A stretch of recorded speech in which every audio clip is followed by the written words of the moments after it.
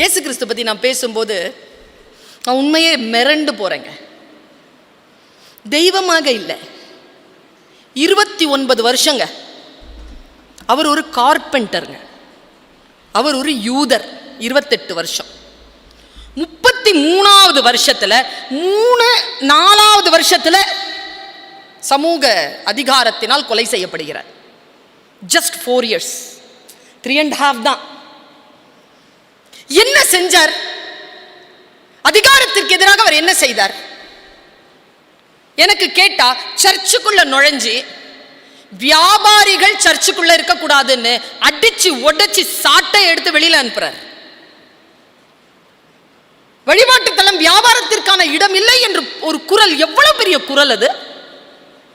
எனக்கு அவரை பற்றி நினைச்சா ஏன் தெரியுமா ஆச்சரியம் இருக்கு. கன்னி மேரிக்கு பிறந்தவர். உங்களுக்கு தெரியும், அந்த காலகட்டத்தில் அப்படி ஒரு குழந்தை பிறந்தால் அந்த குழந்தை என்னவெல்லாம் சொல்லி இருப்பார், எப்படியெல்லாம் அந்த குழந்தை வளர்ந்திருக்கும்.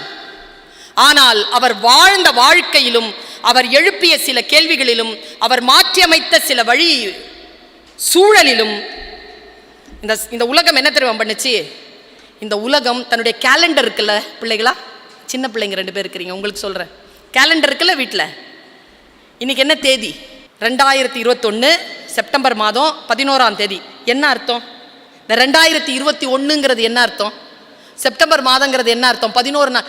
இயேசு கிறிஸ்து பிறந்து 2021 வருஷம் ஆயிடுச்சு. இயேசு கிறிஸ்து பிறந்து 2021 வருஷம் ஆயிடுச்சு. 9 மாதம் கழிஞ்சிருச்சு. 11வது நாளில் நம்ம நிற்கிறோம். இயேசு கிறிஸ்து பிறந்து.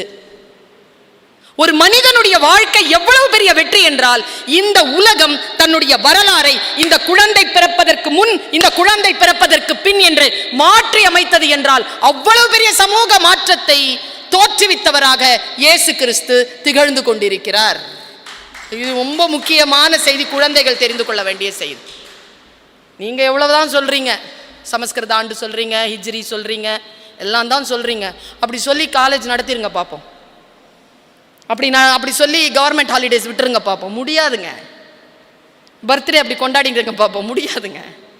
கிறிஸ்து பிறந்து இவ்வளோ வருஷத்துக்கு அப்புறமா நான் பிறந்தேன், கிறிஸ்து பிறந்து இவ்வளோ வருஷத்துக்கு அப்புறமா நான் செத்தேன். அதுதான் நமக்கு வரலாறு. இந்த வரலாறு இருக்கு இல்லையா, இதுதான் இயேசு கிறிஸ்து. இயேசு கிறிஸ்துவை பற்றி நான் யோசித்து பார்க்கிறேன். எல்லாருமே இருக்கிறாங்க.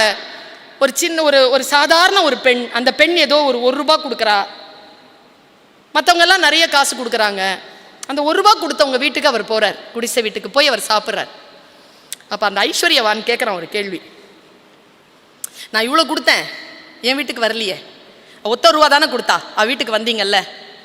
அந்த சீர்திருத்தவாதி சொன்னார், நீ உன்னிலிருந்து 100 ரூபாய் எடுத்து கொடுத்தாய், அவள் தன்னிடம் இருந்த எல்லா ரூபாயும் சேர்த்து 1 ரூபாயாக கொடுத்தாள். தானம்ங்கிறது என்னங்க? அள்ளி கொடுக்கறது இல்லைங்க, வலிக்க வலிக்க கிள்ளி கொடுக்கறதுங்க. வலிக்கணுங்க, கொடுக்கும்போது வலிக்கணும். இது இயேசு கிறிஸ்து. எனக்கு ரொம்ப பிடிக்கும் இயேசு கிறிஸ்துவ. ஏன் தெரியுமா? ஒரு பெண்ணை நின்று கல்லடிச்சு கொல்றதுக்காக ஒரு பெண்ணை சேர்க்குறாங்க, கொண்டு வந்து நிறுத்திட்டாங்க, சுற்றி நிற்கிறாங்க, கல்லடிப்பட்டு அவ சாகணும், ஒழுக்கம் இல்லாத ஏதோ ஒரு காரியத்தை செஞ்சா.